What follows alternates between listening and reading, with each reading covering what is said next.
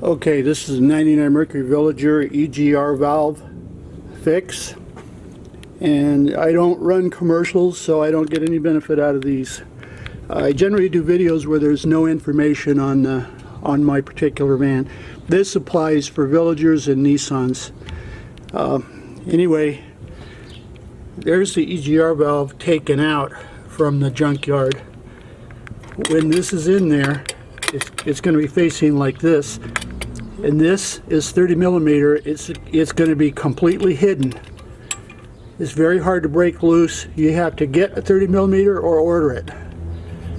If you can't get this off, you can feel your way down and you can get to this one. That's 24 millimeter.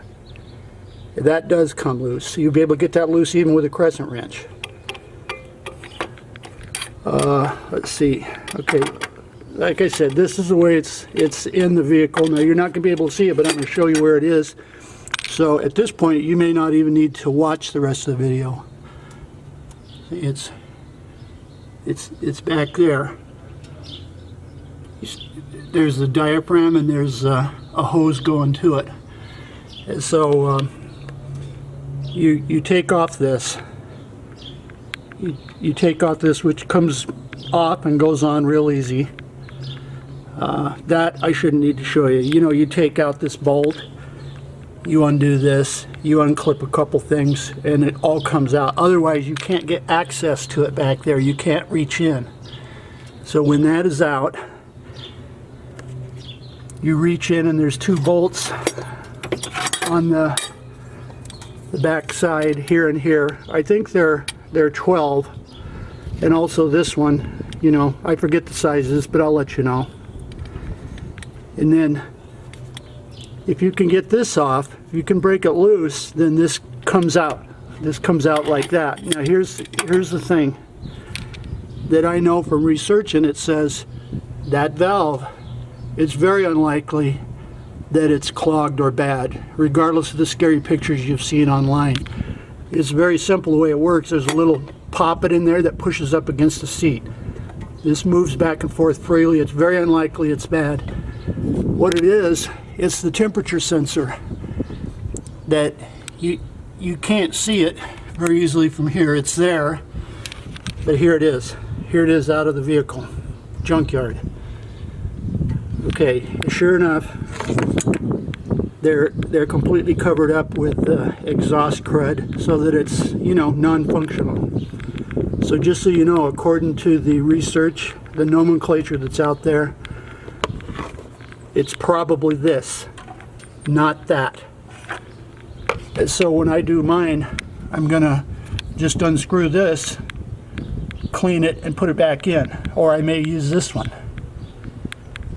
Let's see, what else? That's all for this one. You shouldn't need to look at the rest of the video unless you want to from this point. You know just what to do.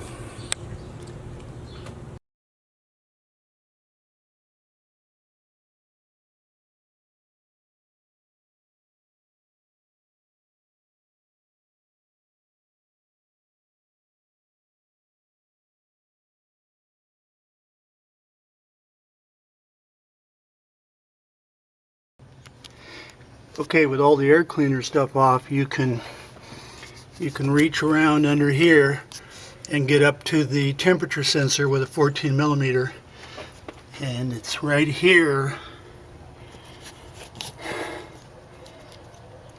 See it? Now I have to stop recording and re-record again to make it focus.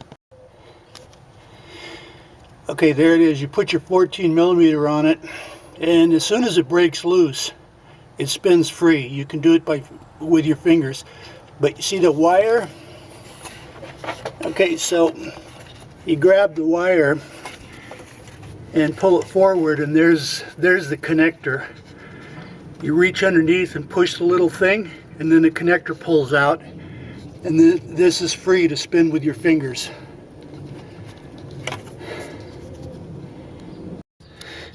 Okay, now the issue with these things is how to get them off, and you don't know if there's a tab or what there is, and then you end up breaking them to get them off.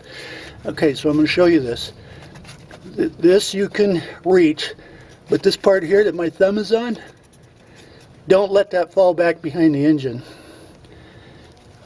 Anyway, see here? Right there, that thing. I'm going to push on that with my thumb, like that, and then this is going to come right off. But it's that thing right there. See there, it's off. And there's the thing in there. It unplugs real easy. Now, why didn't I do it all in one video? Because I'm not an octopus. I'm holding the camera in one hand. See now, there's your temperature sensor, and I just spin it by hand. I maybe can even do it by spinning the wire, but I'll just spin it with my fingers back up in there and it'll come right out. That'll be the next video. Okay, I reached up in there with my fingers. That's one nice thing about the temperature sensor bolt. As soon as you break it loose, you spin it with your fingers, it almost jumps out of there. Okay, now I'm going to let you see this as it happens. Is the temperature sensor crudted with stuff?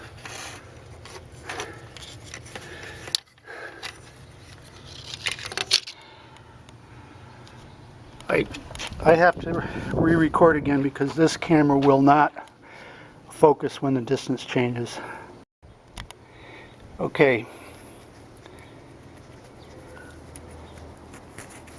Indeed it is. Yeah, that velvety stuff, it totally cancels it out. And so I'm going to take it in the house. You know, I'll spray it, wipe it clean, and put it back in. I may put the junkyard one in if I like it better than this one. But there's your temperature sensor. That's probably what your problem is. It is probably not the valve itself. You know, the only issue is taking off the air cleaner crap. And that's not even 2 minutes. Okay, so I sprayed it off. I even rubbed it with a little Scotch-Brite. So what I'm going to do is I'm going to put the junkyard one back in. Because mine, it wasn't as cruddy as this one was. But what if mine was, you know, what if the sensor was bad itself?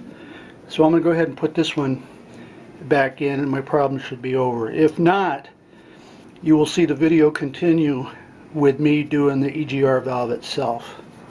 But anyway, just so you know, this temperature sensor, you should do that first. First of all, it's free. Second of all, it's easy to unscrew. You know, don't buy a new one. Just clean it off. They're always covered with crud. The end of it is kind of melted solder. So when you see the end, don't think that means it's bad. That's the way they're manufactured. So I'm gonna screw this back in, and if the van is great, that's the end of the video. If not, EGR valve comes next.